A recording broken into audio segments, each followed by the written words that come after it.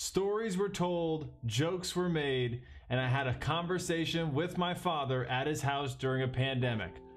Now, things were learned through all of this, my first time editing multicam, my first time using my Tascam remotely, so you might hear a little hiss, but overall I think it is an amazing interview with my father, and I hope you enjoy it. Here it is. In today's show, I sit down with my dad and we just talk. Actually, he's just going to yell at me about how my life is a bunch of shit.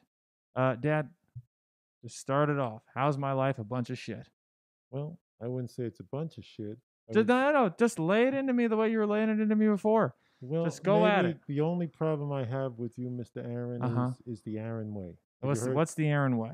You know, tell me what the Aaron way is. The Aaron way is, I think I know everything, but then I don't know anything. That's correct. And ever since you've been a little kid, what's the first thing I said? I think I know. I know. I know. I know. Well, that's because that's what my mom says. And then what happens at the end? I don't know. And so that's the problem. So what human beings tend to have is make errors. That's just the way human beings are. We make errors. The people who make less errors, right, do better, correct? I guess. So if you keep making errors, right, either make errors faster, fail faster until you succeed, or stop making errors. That's true. So in today's episode, I'm sitting at my dad's house. We're both wearing masks because we believe in science. He's also old and going to die very soon, probably in the next 10 years, 20 years. I got a long 40 left.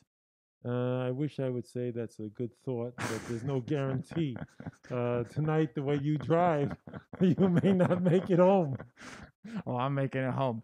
You know, you may not make it home on 95. Listen, you know there's a dead body laying on the road for every mile on 95 over the That's history. It give it to me. Give me the scared facts. Ever since I can remember, you've always given... you don't believe there's accidents on 95. Oh, I know there's accidents, but I don't believe there's dead bodies. Well, when I say dead bodies, I'm saying that talking to the microphone. Somewhere, yeah, there was an accident on 95 and all those miles up and down that road, okay, and particularly down here, I would say from West Palm down probably to Miami, are probably where the most fatalities occur. Wouldn't you think so? Yeah, it's the most populated. All right, so there's dead bodies laying on those roads. Now, we pick them up, but the body's spirit is still laying there.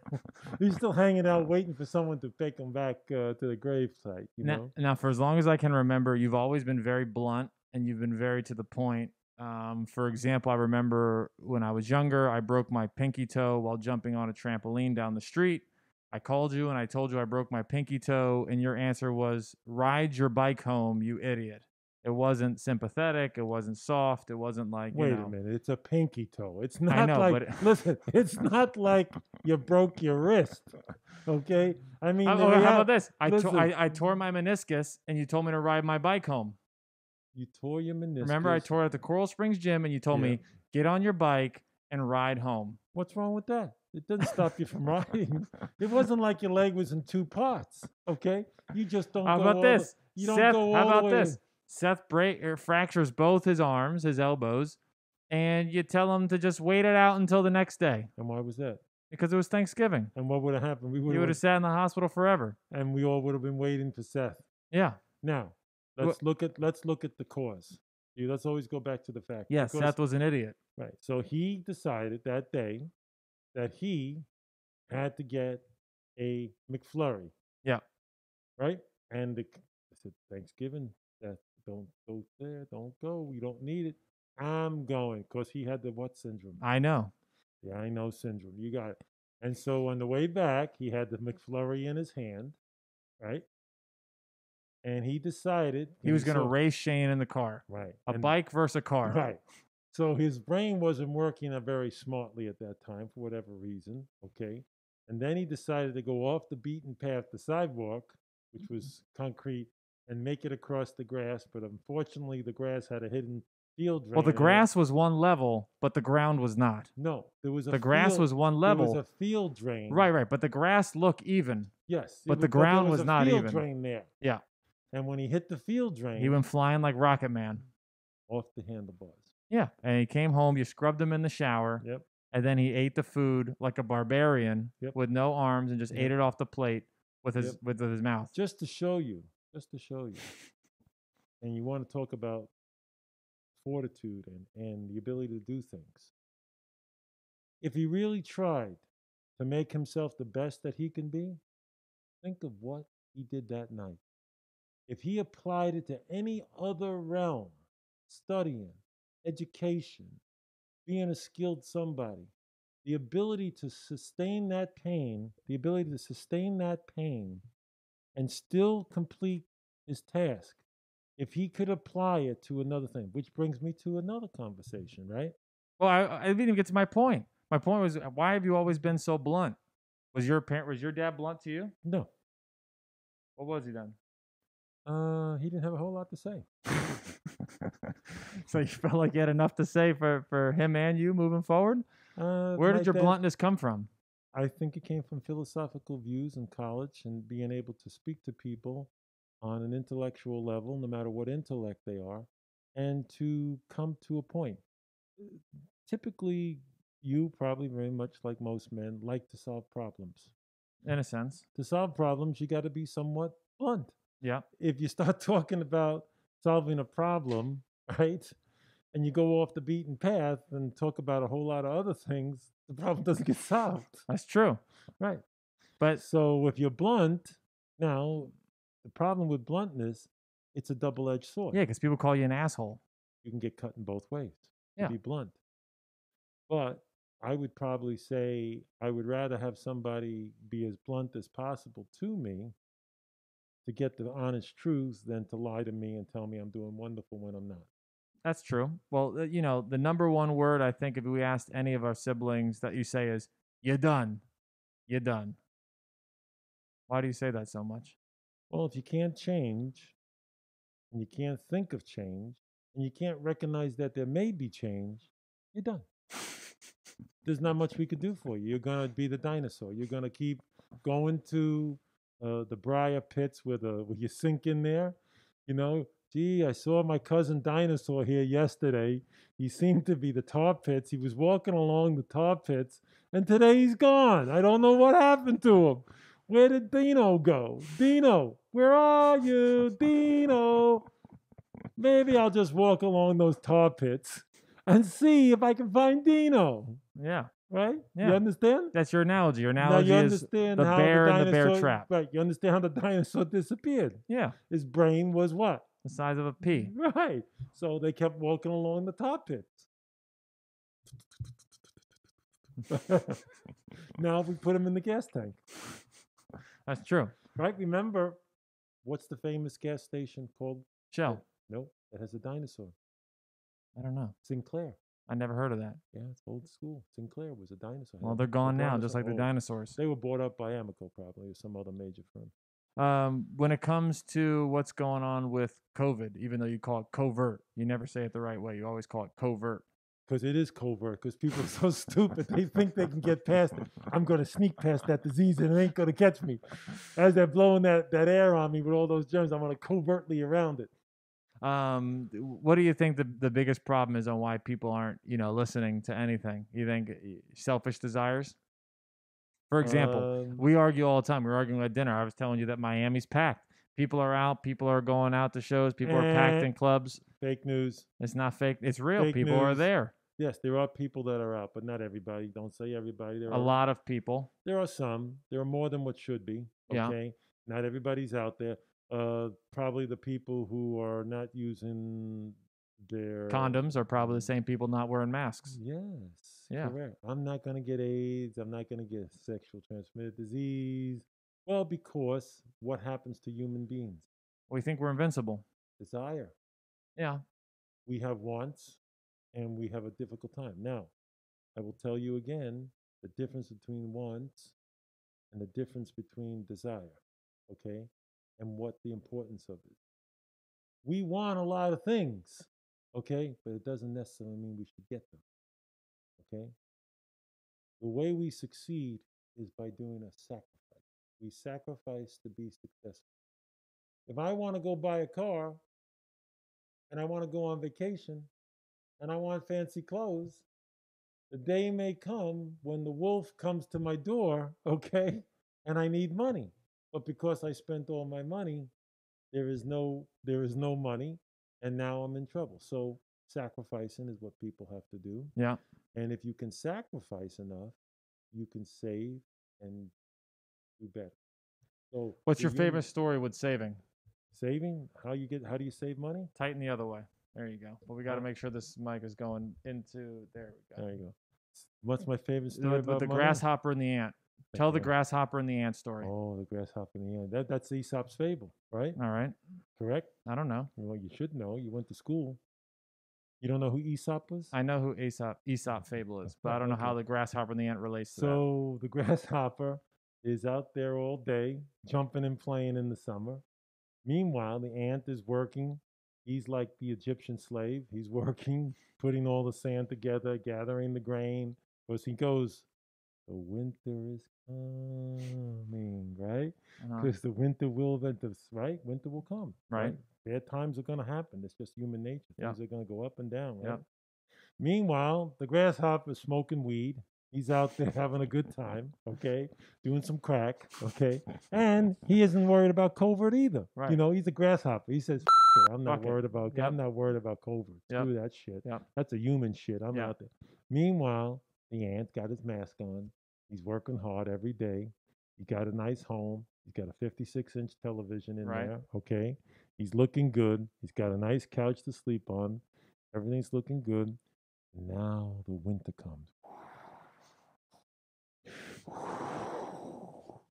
Now that mic's coming. The thunder. That's the winter's coming, right? Now, who is it? It's me, the grasshopper. I have no more weed, and the sun isn't out. All I got is suntan lotion, and there's no sun. Let me in, ant. Kiss my ass, grasshopper. Okay? Because you were out jumping and skipping while I was working as an Egyptian slave. But now I'm sitting back like Pharaoh. And I'm deep in Pharaoh's grain and watching Netflix and having a good time. Let me in, Mr. Hands. Kiss my ass, grasshopper. Go find the next door down the road. Now you understand. So what happened to the grasshopper? He dies, right? Well, he either finds somebody who takes care of him Or he dies. or he suffers. And I remember you would tell me this story and then go, "Good night," and I was like 8. And that would put you right to sleep. With nightmares. No nightmares. You always wanted to be the grasshopper, so you chose the grasshopper story. That sounds like a good idea. I'll be the grasshopper. So what if I starve to death? Doesn't make a difference. My dad will always save me because he always does anyhow. Now, I think you're the last of a dying breed of people who work hard. And I guess I mean that by, the older people, they worked hard to the bone. You kind of have that same philosophy of working hard to the day you die. You always say the famous line where you spell out work and you say, it takes WORK. Work. Otherwise, Nobody wants to work. Otherwise, they'd spell it SCX or FUN. Those are 3-letter words. So you notice work is a 4-letter word. Where did you get that in the work ethic from to always work like that? Well, I guess coming from a family that my dad and mom worked hard, we were middle class. We didn't live high on the hog. We didn't have silver spoons growing up. And you understand in order to attain anything, you work. And then basically, sports was a real eye-opener for the work ethic. And if you notice, again, we talk about this all the time, ability and will, okay? There's a saying, the ability doesn't get you to be a great player, but the will gets you to be a great player. So the average player, if he has will, can become great. But the great player, if he has will, can become very, very good. That's the problem. When you see the greats, it's because they have the will to work. They put the work ethic in there. They're going to sacrifice. And this comes back to the original word we used before, What was that word? WORK. No. Sacrifice. Oh. What will I put off today so I can attain something later in life? That's the only thing there is in life. You must put off some basic pleasure that you want, because what do most of us want to do? Have fun and screw. Sex, drink, party, laugh, not have to work. But the reality is, man was put on this planet to do what? Yeah, to work. So you figure prehistoric man worked 80% or 90% of his day just for food and shelter. We don't have to do that anymore. Yeah. To a sense. Well, it wasn't enjoyable, growing up and having to do that, It was. strenuous work, waking us up at 6 a.m., walking in the room. If you don't know who Cat Williams is, the moment that my father saw Cat Williams special and he came out with Every Day I'm Hustling. If you know the song, Every Day I'm Hustling, Every Day what would you do in the morning, 6 a.m. in your underwear? What would you do dancing around the room? Every day I'm hustling. Every day I'm hustling. I'm rolling. I'm riding dirty. They're trying to catch me. I'm rolling hard. That's what you got to do. You got to get up. You got to hit that road. You got to know that they're after you, that they're chasing you down. You got to ride dirty sometimes. You got to get past everything. That's the work. And then that's what happens. So let me give you another scenario. You'll like this one. Oh, yeah. So imagine life. It's like a long linear line. Right. But that line ends up being squiggly, goes up and down and up and down and up and down. Yep. Okay? But when we really look at it after a lifetime, you're not there yet. You're a third of a life of the way through. And maybe if you have an intellect, you can really look back on what you've done, because you're only here to give, to give back. You're really not here to take, or most of us just want to take.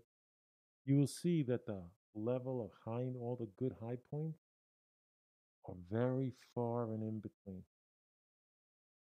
They're not 1, 2, 3, 4, 5, 6. They're not constantly going. They're very far in between. And the valleys, the lows, the valleys, we tend to be in them much longer. Now, the secret is not to stay in the valley. So when you're a kid, whatever it is, you graduate, you go to school, you graduate elementary school, you're up on top of the hill. Then before you know it, you're going back down in the valley. Then you're in the valley and you're trying to get back. Then you get junior high school and you're back up on the hill. And these go all the way through your life. You have marriage, maybe it doesn't work. Maybe you're back in the valley. You get remarried, you're back up on the hill. When you look at it, the up on the hill moments are probably much less than the valley. That's just the way life is, okay? But if you can enjoy those moments and understand that the journey is the journey, that when you get to the top of the mountain, you're only there for a very short period of time, okay? And if you can enjoy it and understand that you have to come off the mountain, because what's the next thing you have to look for? The next mountain. And sometimes the next mountain could be months, years, weeks. We don't know. We don't know. And so that's the secret, to keep that moving forward, to keep going and try and get up that valley, get out of the valley and get back up to the top of the hill. And that's how you basically look at life. And you understand that, just like we are now, this covert, right? It's going to end. It's going to stop someday. Eventually, hopefully. Right. One day.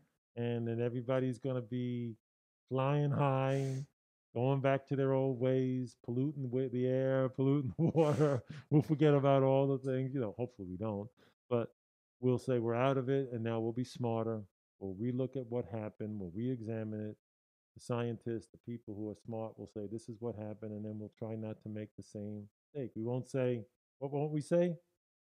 I don't remember. I know. They'll say, I know. We don't have to worry about it. I know. So we'll study it, and then we'll be able to say this is what it's going to be. And then the next time it comes, we'll be much better prepared. Maybe. We'll go into the valley. Maybe. The valley will still be there, but maybe it won't go so low. I have another thing is that you've worked in labor rights and union stuff, and I would say most people my age have no idea what union stuff is and what labor rights are. Do you think that's going to disappear completely in the next 20, 30, 40 years, that there will be zero unions left and basically there'll be nobody who understands what labor rights are? That's a good question. I think labor rights, I think entrepreneurship has been the death of labor rights, that they have convinced us that entrepreneurship is the sexy way, the way that you work for every little, nook and cranny, piece and crumb, and that the more you struggle and the more you have nothing, the more you're going to reach and elevate to something in the future. I think that's the biggest hustle that we've created in the myth of America. So let me tell you the reality. When you struggle as an entrepreneur, they go, "That's good. Okay, that's so good." Let me tell you something about entrepreneurship, okay? And why the people who make money know how to make money. And I was told by a gentleman who was, and this is going to tie into labor rights, a fairly rich guy. It will eventually. It could take about a year. Do we have that much time? No. Okay. So anyway, these two hands. You could only make so much money in a factory with these two hands, putting the clock together. Right. But if I can get you, and you, and you, and you, and three more other people start putting clocks together, now I can make money. So I need labor. I need labor. Right. But if I treat my employees like shit, I fail to pay them good wages, I fail to pay them good benefits. Yep. Then my turnover rate goes what? Up. And then my product goes down. So all the good companies, okay, find a mixture. The good companies find mixtures of how to work contracts. Big companies, small companies typically don't have contracts, but I'm talking about big companies, okay, do have contracts, and they find ways to work with labor. But most people are at-will employees. At will, if you don't know what at will means at any moment the company can just say, "You're gone. See you later," with no rhyme or reason. That's probably that may change in the future. You think so? You think labor unions are coming back? No, I think the government is going to recognize that, and that ownership is going to have a responsibility to the employee. That you can't look at people as if they're nothing more than cattle. Well, most people think union, they think bad. Well, unions do have good and bad to them. A lot of times, unions have problems with contracts, how they negotiate. Like in Europe, an example, their unions are a little bit different. So let's hypothetically say a company is suffering and they're not making enough money, right? The union, a lot of times, writes within their contract, will say, before the employer will lay off all these automobile workers, okay, the union will come together and agree to pay themselves 10% less so all the employees can continue to work. Right. That doesn't happen here. No. In our country, we just say, we're selfish. We're not taking nothing. Well, the contract says, the manager's just trying to rip us off. They really have the money. But the good companies will be able to figure those out, and those will be the ones that will survive in the future. Large corporations. So you think labor unions do make a comeback? They'll slowly make a comeback. They'll never be as strong as they were because we're not manufacturing the way we were. But again, the reality is we don't know what we're going to manufacture in the future. We may be technologically so advanced that we can manufacture things in a way that we still need labor unions. Why do you always have to do the right thing and do always fight for justice and fight for good? Why do you always have this, annoying thing to always do the right? Be doing the wrong thing? Sometimes. No, there's never a right. Sometimes it's always never take the shortcut. Always take the long, arduous, strenuous. When you do road, something, do the right thing. Always do the right thing. You're like you're like the poor man's Batman. Yeah, if you do the right thing, okay, and sometimes that's difficult to do the right thing because it demands more of you. Okay, you can sleep peacefully at night. You don't have to worry about the knock on the door coming to get you. You don't have to worry about all that you attain, your reputation, your name, all the things that you've been. Is not going to be taken away from you because somebody found something that you did immoral or illegal. So you're saying you only do the right thing so you don't have to have people bother you? No, you do the right thing so you don't have to have worries about someone's going to come for you in the night because you stole or lied or cheated or something like that. That's true. Why am I never going to make it as an entertainer? Because you're not funny. Just keep going. 'Cause Why am I fun- never listen, going to make it? Because I'm funny. That would be the reason why. No, you'll make it as an entertainer, but you're going to have to work. And it doesn't necessarily mean you're going to make it today or tomorrow. You may take you 10 years. Rodney Dangerfield didn't become a great comedian till 25 years into his career. Yeah, he was a painter. You tell me all the time. You tell me all the time. I'm not funny. Oh, you know, I'm funny. Listen, I'm going to tell you, I am funny. You're somewhat funny. If you wrote half the jokes down that I told you, you would be very funny. Okay? If I put you on the spot right now and I say one joke, you couldn't. Oh, I could tell you a joke. All right, this is the end of your career. A guy's walking down the road, and they're in the woods, right? And the guy says, I got to go take a pee. I got to take a pee. All right, go in the woods over there, take a pee, right? So he goes in the woods. He whips out his, wide as Johnson. Johnson's like 8 inches long. Got the big, giant Johnson, okay? Snake sees that Johnson, reaches up and whacks him, bites him on the Johnson. He comes running out of the woods, and he says, I got bit by a snake on my Johnson. What should I do? He says, wait a minute. The doc is just down the road. I'm going to run there and get the doc. He runs down, says to the doc, Doc, my friend's back up the road. He's been bit by a venomous snake on his cock. What should I do? He goes, you got to cut it and then suck the blood out. Okay, thanks. Comes running back up there. He said, what'd the doc say? What'd the doc say? He says, you're going to die, motherfucker. You're going to die. That's a good joke. I'm funny. But you didn't write that joke. Doesn't That's like one of those bar jokes that But you you hear. don't have to write a joke. You You do understand? got to write jokes. No. You just have to take someone's joke and make it funnier. That's stealing. That's correct. That's not doing the right thing. No, that is the right That's thing. the shortcut. No. That's contradictory. No. In comedy, stealing is allowed. Everybody No. knows that. No, you can steal someone's joke in comedy. That is the rule of the road. Everybody knows that one. You don't even have to. Listen, in comedy, why do you think the guy gets that weird face? One smiles and one frowns, right? You ever notice? Well, that's burlesque? tragedy. It's from the That's Greek. burlesque. Right, burlesque. Right, correct. That's the reason why. If I stole your joke and I got it, you're not smiling. I am. That's why I'm funny, you see? And you got to be able to tell a story. You have the ability to tell a story, but you don't tell it well. How many comedy shows have you come to mind? I try never. Because you're not funny. See what I mean? That's true. I can make you laugh. You laugh all the time. It is funny. Right. So I mean, maybe you need somebody like a dummy. Like you can talk to the dummy and then the dummy answers you. Yeah, it's Shane. Yeah, right. You could do a Shane. That's my But brother. I was figuring you could be the dummy and I could be the funny guy. But then I would get the career and you still be unfunny. That's true. So What are some closing words you have for just young people in general? Just young people. I feel like young people now are selfish, self-interested. They believe in the wait. They believe in the lottery of social media, right? So before, you were taught that education was a way to elevate your class, right? They said, go to college, go to college, go to college, and you can elevate your class, right? Your parents didn't have a college education. You went to college and you ended up, getting a master's degree and being able to elevate your class. You went from lower class to middle, upper class. I wasn't lower class. I was middle class. Let's listen. I wasn't a brother in the hood now. Okay? I thought you lived in the Bronx. Yeah, that was middle class. That's And a what it was. two-bedroom place you share with your sister. That's middle class. That's lower class. No, You said you would eat bread and mayonnaise for sandwiches. That's middle class. That's how lower class. No.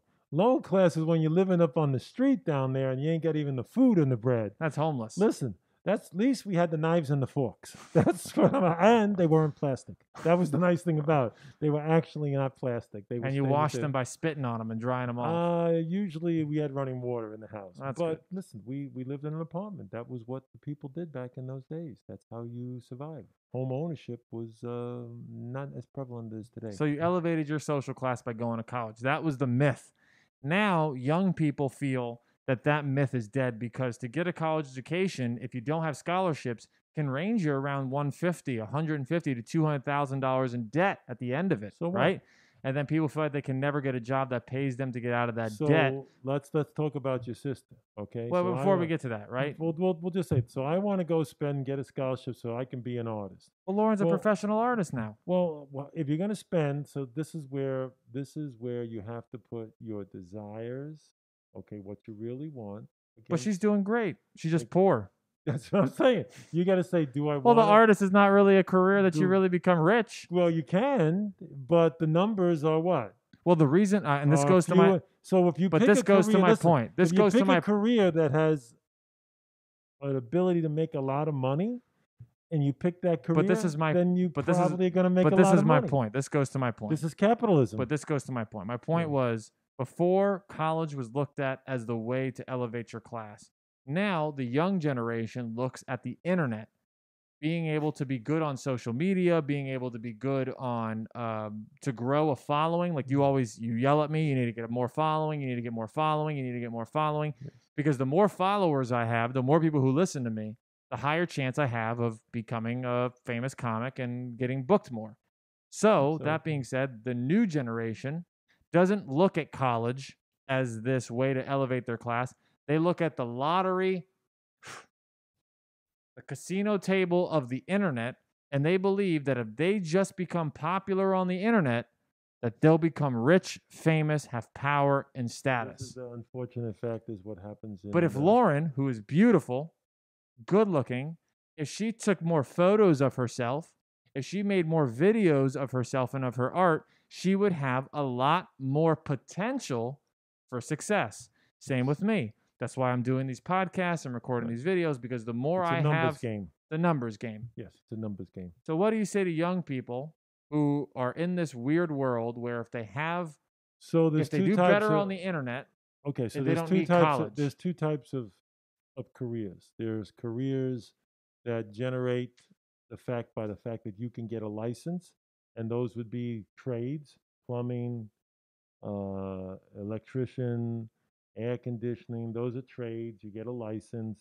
They guarantee you a certain amount of work.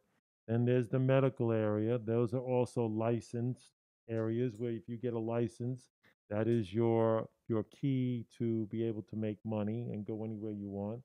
If you want to be a teacher, you're going to get a license, and that license is going to permit you to work in any school or stay to school where you want if you get that.